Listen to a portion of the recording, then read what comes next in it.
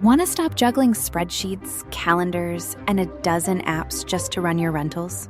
Lodgify makes it easy. It's an all-in-one toolkit for hosts. Build a direct booking website, automate guest messaging, and keep all your channels in sync. Running your rental business your way has never been simpler. And for Good Morning Hospitality listeners, you can get 20% off any yearly plan with code GMH20. Just check the link in the show notes to get started today.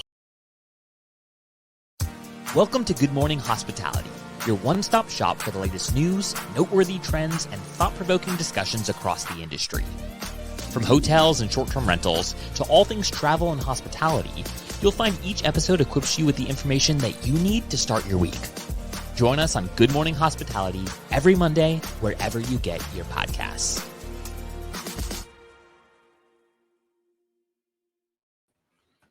Good morning, gentlemen. Hello, happy Monday. Happy Monday. Best day of the week. Welcome back, Jamie Lane. You guys are looking a little chipper this morning. Been having some fun conversations behind the scenes. How you guys doing this beautiful Monday morning? Excellent. You got two dads that are refreshed from a Father's Day and a weekend away. I was gonna say you both had you both had a great Father's Day. Happy Father's Day to you both. I'll join you both one day on some future years. Could be next year. You never know. Only takes 9 months. Well, I would. Yep. I'm not gonna say anything else. Anyways, so it's good to see you both. I'm excited for this conversation. We both had a great weekend. I was in Jackson Hole, Wyoming. Michael, where did you guys go? We're down in Gulf Shores, Alabama. Stayed at a wonderful Vacasa property. I love it. And Jamie, where were you this weekend?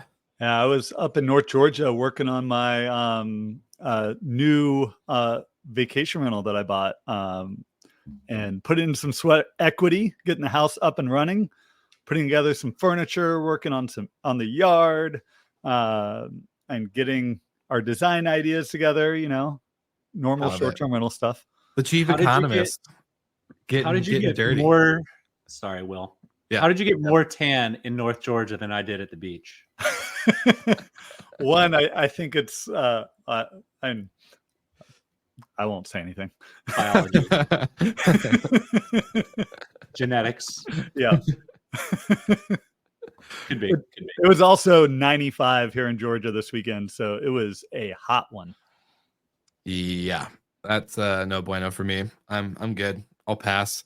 My friend was one of my close friends here in Denver was at the US Open, and he sent a picture in the group chat, and he's like, "This is what a week of Carolina sun will do to you," and it's like a pure tan line of just dark legs and white feet, and I was like, "Oh my gosh, that looks insane." So get ready, Will. The Auburn retreat is right around the corner. What, 3 weeks out now? So yeah, I know, like 2 weeks, right? There's no way. 3, yeah, mid-July. Okay, 3, yeah. It's gonna be a scorcher. Yeah, it's gonna be fun. It's gonna be fun. Well, for all the listeners, FYI, we're hosting our first Good Morning Retreat. A little shameless plug here. Hospitality training focused at the Horst Schultz Hospitality Training School. I almost forgot the name. Super exciting. It's a hotel. It's ran by students. Really cool. Michelin restaurant, master sommelier. We're gonna experience real traditional hospitality. I'm really excited for it. And of course, we're gonna have a lot of deep dives along the way. So shout out to everyone joining us. If you're interested, we have a couple spots open. So go to goodmorningretreats.com. You can find out more there. Anyways, less shameless plugging. Before we fully move on, Jamie, you want to give us a highlight into some of these topics we're going to cover? Because I know you're excited. You pulled some data for us. And I know we have a Sonder story to cover and all that stuff before. Shout out to Brandy. We miss you. She's on her European wedding tour is what she's been calling it. So she's no longer with us, at least for this week. She'll be back in a couple weeks. So trying to start there. But anyways, maybe let's start at Sonder. Michael, do you want to take that one? Yeah, I'll touch on it, and then Jamie can maybe fill in gaps if he'd like. So Sonder's some reports came out that they have shed as many as 60 different buildings. Is that right? Yeah. 60 different buildings. I mean, to put that in perspective, they've probably shed more units in the past 6 months than most companies have ever had. Few companies have ever had that many units to shed. So I don't think the writing is illegible anymore. I think we can all see what is happening over at Sonder. A lot of those units, I would suspect, return back to long-term rentals. And then I do think there's probably a handful of providers that are going to pick up some buildings along the way. But it is kind of the rise and fall of urban short-term rental management. And I will carve out a couple of those regions like a Miami or in New Orleans to defend Brandy in case you're listening. Those are both business and leisure markets, but a lot of the urban markets that Sonder operates in are purely business, a lot less leisure. And so hotels, these cities are loaded with hotels. People are going for 1 and 2 night stays, business travels, conferences, whatever. And I don't know. It kind of spells the end of urban operating at scale. I don't know of any other players that are still chugging along. There's Casa still out there, but they've pivoted more into hotels along the way, and they're doing long-term apartment management too, I believe. I think they're trying to kind of focus on multiple sites, like long-term hotels, short-term rentals. They're kind of like everything. Multiple. I get it. It's diversifying your portfolio so that way seasonality and other things that don't impact your revenue. But it's a hard business to manage multiple different type of inventory types and different types of stay lengths from 30 plus to 6 months to a week, a day. Yeah. And Jamie, we didn't even ask you to pull some of that data, but what the urban churn has been like. Now, the flip side is Airbnb's got their own multifamily program where they're doing friendly apartments that basically any individual host can turn on a listing in these pre-approved buildings if they're a nurse, a traveling nurse, or if they're a flight attendant, or if they're a consultant and they're on the road a lot. And I love that as an amenity for some buildings. It's just certainly not a substitute for a well-decorated unit like a Sonder. I've stayed in Sonders before. They're nice units. It's just they probably went too heavy on density and crushed a little bit of the market along the way. They outperformed on the unit count side, which hurt the unit economics. Yeah, and I think it's fun, or not fun. It's interesting to see the parallels between Sonder and WeWork, right? Mm-hmm. And WeWork's now coming out of bankruptcy. Not that Sonder's gone through bankruptcy, but maybe we could call this pivot a rebirth of Sonder, and similar, right? Except that they weren't able to restructure all their leases. They essentially sold them off. So WeWork just got out of 160 buildings out of their 760. So wow. Similar type restructuring, saving $12 billion. And it was clear that Sonder needed to get their sort of unit economics right. And if they're not profitable on the building, that they needed to get out of it. And they had a lot of new board members come on, and that they're trying to right size the business, and they're trying to right size the business in public, which I'm sure, and while being public, which I'm sure can't be easy. So excited, and if this could be a new phase for them, and then. And maybe it also points to and you look at all urban short-term rentals in the US, we're flat to slightly down in inventory growth. You look at private rooms, which was a significant portion of Airbnb's inventory in urban areas. It's off 50% and it's not growing. It's actually declining on a year-over-year basis. And where's the new hotel coming in? Supply coming in, it's coming into urban areas.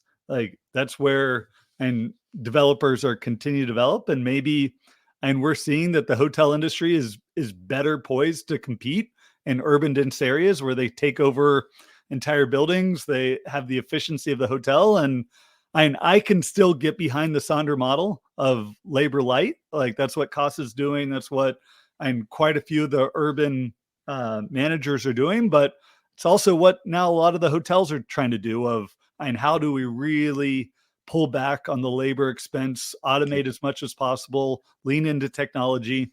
And they've got the scale within these cities of 20, 30, 40, 50 properties that they can really start to leverage and scale and watch expenses and manage efficiently in these markets.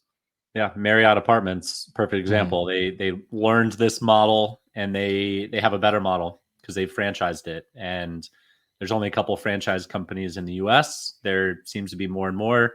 In fact, Vicasa's recent restructuring is going to look more akin to a franchise than kind of a spoken wheel model. So yeah, it's been an interesting era because when I joined the industry in 2015, I believe 9 years ago. Wow. Urban was completely untapped. It was traditional vacation rental markets. And then it was just this massive, massive race for market share, grabbing it everywhere they could. And I remember going to a skipped conference, I forget what year, but the year that all the stuff was hitting the fan with WeWork, and Jordan Allen was there from Stay Alfred, and they were supposed to have raised their next round, but the meltdown of WeWork trickled into short-term rentals because it was lease arbitrage. Yep. And Stay Alfred went under like a month or two later, and that just started the domino effect of Domio and all the way down the line to Front Desk a few months ago, and then inevitably likely Sonder. Now I do hope they could pull it together. Like I don't wish ill will on any company out there, particularly in the space, but yeah, it's not a good sign when you're shedding 60 buildings and hundreds or thousands of units. 100%. Yeah, well, it's really interesting points. I think it's something like we've all been paying attention to. We cover a lot on the show. I think also with the SPAC kind of piece portion with Sonder as well, that obviously is kind of a big issue that we've covered in the past. So it's something to keep watching. Jamie, I hope you're right. I hope it's a rebirth and not a slow death for Sonder. I hope it's something that they can figure out and kind of hopefully set a better example. But before we fully move into today's topics of kind of host revenue and in it like unit types and kind of tiers and manager tiers as well, I want to give our partners at Sojo a great plug and a shout out, because whether you are a host or a professional property manager, you can have 50 units, 100 units, 1,000 units, or 1, 2, 3, or 4 or 5, and be able to automate your amenities and put that peace of mind at the forefront of your guests, at the forefront of your housekeepers, whether you're the one cleaning the unit or your team is cleaning. The amenities are awesome. They're great. They're well branded. If you have more than 50 units, you can put your brand as the hero and make the guests know that they're staying with you and not Airbnb, quote unquote, or a Vrbo. So shout out to Sojo for making it easy, making Mondays and turn days suck less. Go to getsojo.com/GMH. And of course, you can get a free sample kit there to check it out before you actually fully implement it into your portfolio. Shout out to Sojo. And Vicasa, if you're listening, the coffee package from Sojo would have been nice. That's my only qualm. Everything, the stay was great, had no other issues, but no coffee, at least to get you through the first morning, is always a challenge. So, hey, Michael, I think we're going to have an announcement in the near future to help property managers and like Vicasa fix that. Just a little drop. Just a little hint, a little sprinkle. As Jamie sips his coffee. All right, Jamie, you've given us some graphs to look at. What do we want to pull up first? What do we want to talk about? I'm going to let you lead this. I will pull up the property manager and sort of analysis between price tier and type, sort of individual hosts versus large property managers. Boom. And I'm going to describe this, assume most people are listening in. But the analysis that I did, and this was one of the charts that I shared at Skift, and shout out to Skift for providing all the presentations from their conference available on their YouTube. So you can go back and watch this one if you want to see the full presentation. But what we did was we broke out every listing in the US over the past 7 years between price tier. So how we define price tier is there's 5 categories: budget, economy, mid-scale, upscale, and luxury. And essentially what we do is we take our market. So like a market can be Breckenridge or Atlanta, New York, the Adirondacks, and then bedroom count. And essentially we take the top 20% of 5-bedroom properties in Breckenridge, and those are going to be luxury. The bottom 20% of 5-bedroom properties as budget. And this is done by average daily rate. So essentially what rate are these properties earning as a indication of how nice they are. And so budget up to luxury. Then what we also did was taken all those listings and sort of broke them out by host type. So whether it's a host with 1 listing, 2 to 5 listings, or property managers with 6 to 20 or 21 plus listings. And then analyze in terms of RevPAR, so average earnings at a property level, and how those sort of progressed over the past 6 years. So from 2018 to 2014. And when you break this out, you start to get some really interesting trends of like who's outperforming versus underperforming. And broadly, what we see, and over the past 6 years, that luxury properties have been well outperforming relative to 2018, 2019 budget properties. So the nicer you are, the better you're performing. And we see that really showing up in the occupancy number. And typically luxury properties run really low occupancy. They saw the biggest growth in occupancy performance. So people sort of trying short-term rentals for the first time, and a lot of those gains have maintained, especially at the upper end. And then budget. Budget had done really well, like in 2020 and 2021. And then we started to see a pretty big fall off in performance. And these have been some of the weakest performers in the past 2 years in terms of overall performance for both property managers and individual hosts, but especially for large property managers operating at the budget and economy sector. That's where we've seen some of the weakest performance, the biggest declines from 2021 and sort of the peaks, and then the lowest relative performance to 2018. So we're actually seeing in the economy and budget sector that individual hosts, so those with 1, let's say to 5 listings, are performing better relative to 2018, 2019 than large property managers operating in that same category.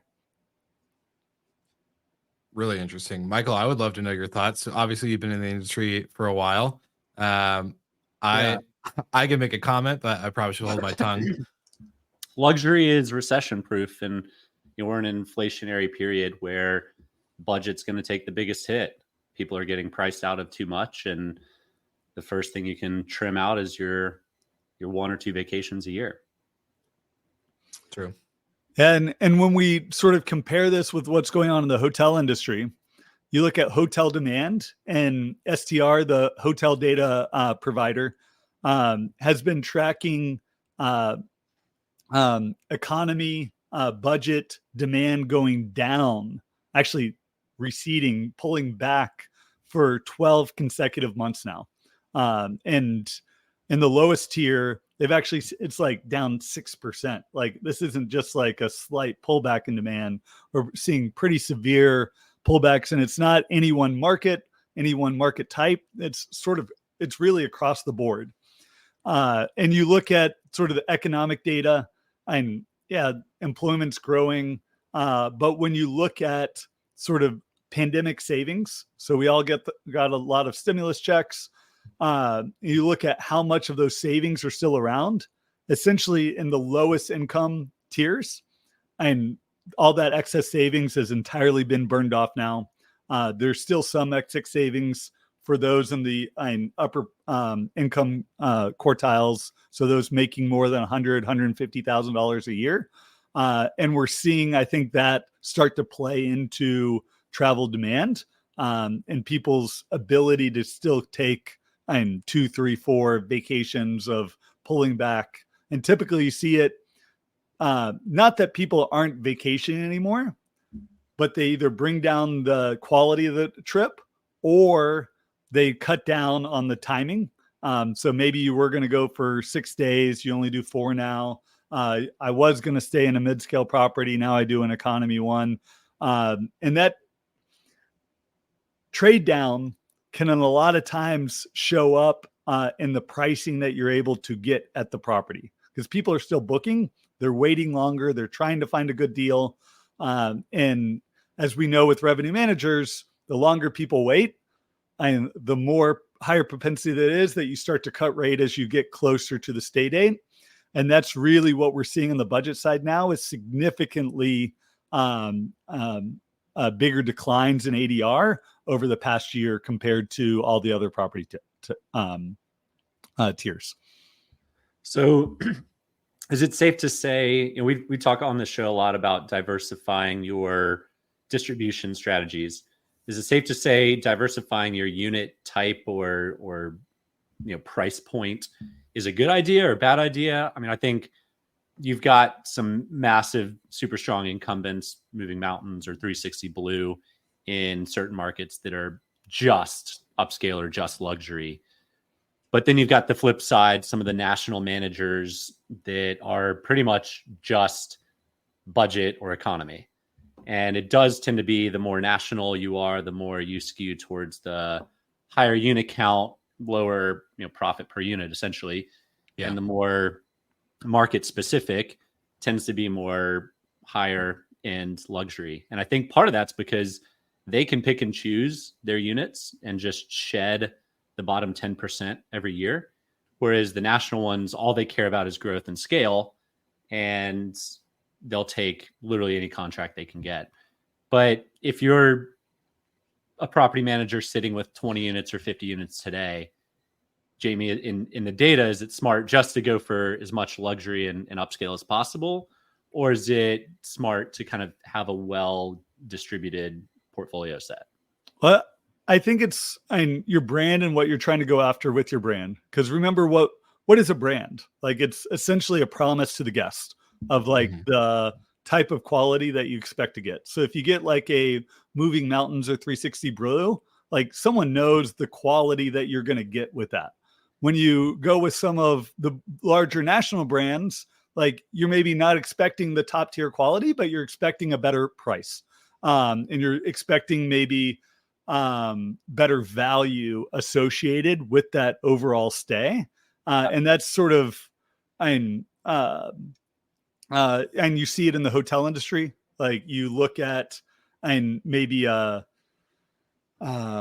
Days Inn or a Motel 6, like those are some of the biggest brands in terms of overall inventory count, but you don't expect a luxury experience when you're staying in a Days Inn, right? Mm-hmm. Well, Jamie, don't conflate brand in the vacation rental space, because there is no brand in vacation rentals. There's only 2, 3. There's Airbnb, there's Vrbo, and there's Booking.com. Anyone that wants to argue this point with me, I'm happy to. I have 2 brands in hospitality, but it takes years and years and lots of scale and lots of name recognition. I would argue if you go to the same location every summer, every year, yes, you can build a brand. You can see that 360 Blue maintenance truck driving from property to property and realize, wow, there's lots of these trucks. Okay, maybe I should look into them next time.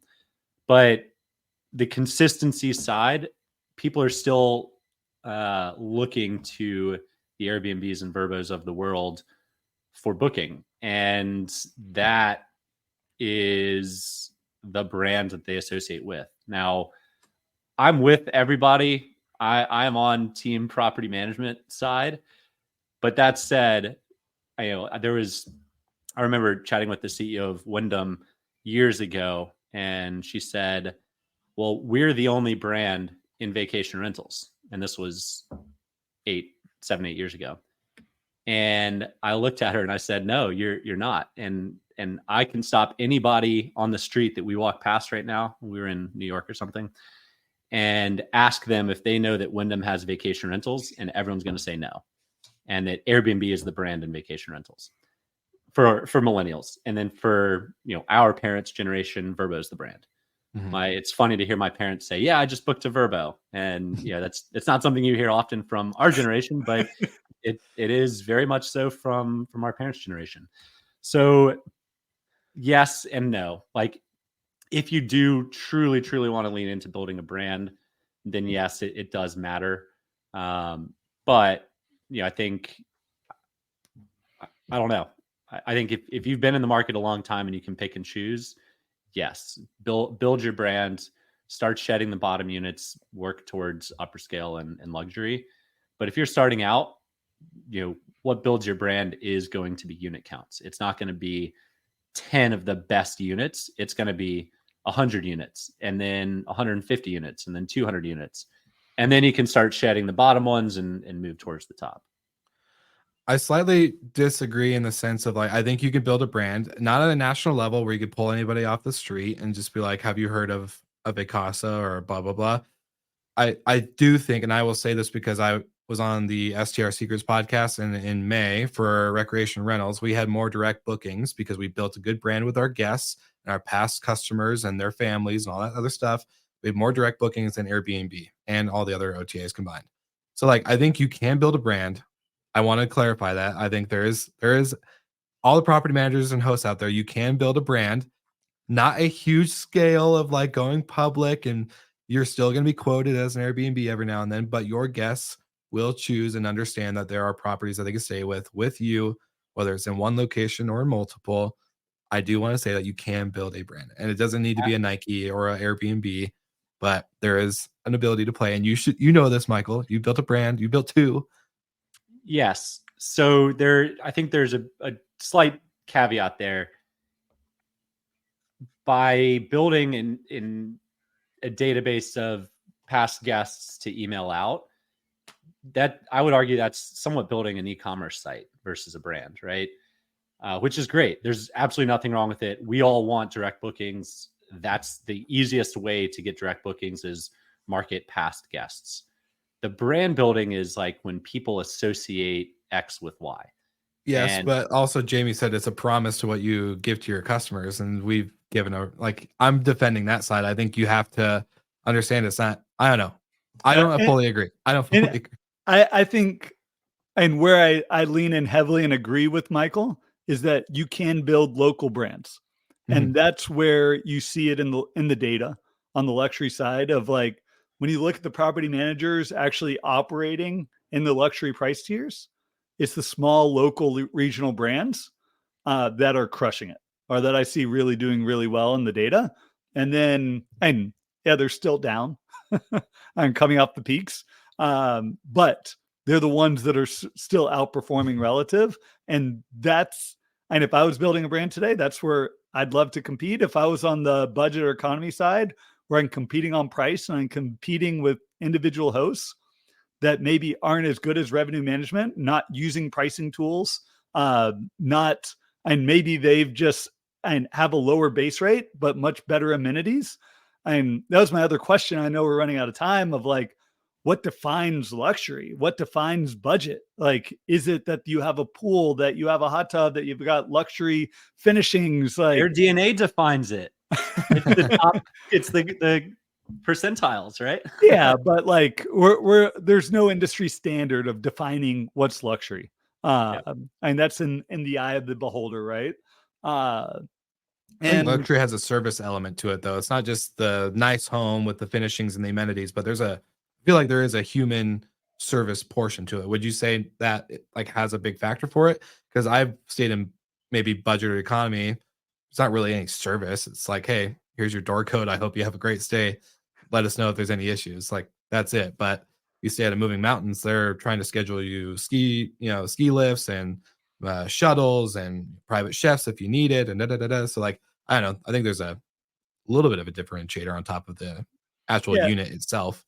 And that's where we've actually done a dive into guest reviews between luxury and budget and large property managers versus not. Like, and with the higher price tiers comes better expectation. So yes, typically luxury properties have significantly better review scores like than budget ones. But then you actually get within the large property managers of like, yeah, they're operating at luxury, but they're getting lower communication scores. They're getting lower scores for check-in. It's like, okay, with the higher price tier, there comes much more expectation with that. And that's where it can be, and you can either crush it and meet those expectations or not. And broadly, yes, the property managers are generally doing it, but that's something where you have, if you're going to compete at that price point, you definitely have to up your game. Yeah, it's the more human element. And my check-in at the Vacasa unit over the weekend, super simple, super easy. It's a text and an email, and screenshot it or forward it to the wife, and she's got the same information now, and you don't have to talk to anybody. You literally pull in, you park, you walk straight to your unit, and you're good to go. The flip side is if it was a super luxury and we're spending $10,000 a night, you expect someone to meet you at the door, like almost carry your bags in for you, right? That's what you would get at a luxury hotel. Someone's unloading your car for you. So it is, there's definitely a difference. And that's something I'm really excited to get into at the retreat in Auburn, how we can provide luxury hospitality, traditional luxury hospitality in vacation rentals at scale or not. Like what are the avenues that translate, and what are the avenues that don't? So, yeah, I agree. It's going to be fun, interesting. Yeah. So for the listeners out there, there might be some Napoleons that want to, scream and shout that this is all crumbling down and, all this stuff, and they're shedding units and trying to remain this and that. But at the end of the day, you can diversify your portfolio across multiple sectors and tiers. There's a lot of good stuff out there. It's not all just the sky is falling. God forbid. Everything's trying to make this sound easy. Yada, yada, yada. So just want to end on that note. I think you guys should understand there's a more positive outlook, especially when you look at different sectors and tiers versus scale, local, etc. So, Jamie Lane, any thoughts, comments, shout outs, plugs that you want to give before we wrap up?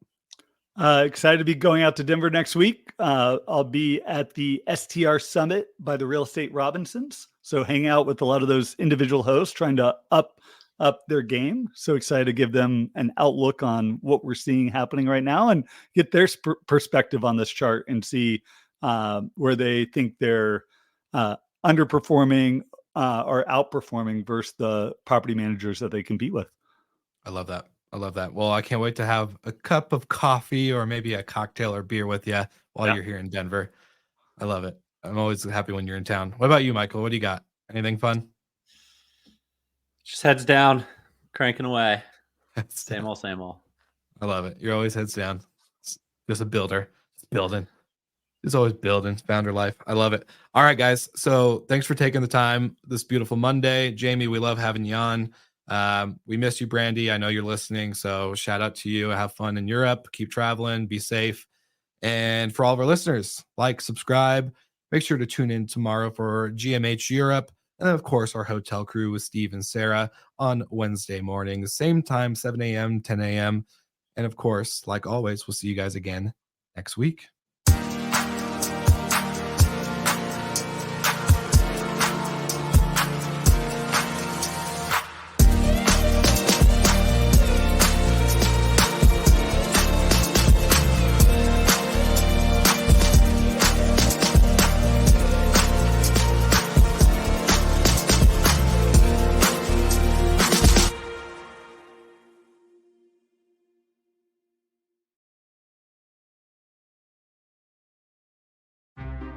Want to stop juggling spreadsheets, calendars, and a dozen apps just to run your rentals? Logify makes it easy. It's an all-in-one toolkit for hosts. Build a direct booking website, automate guest messaging, and keep all your channels in sync. Running your rental business your way has never been simpler. And for Good Morning Hospitality listeners, you can get 20% off any yearly plan with code GMH20. Just check the link in the show notes to get started today.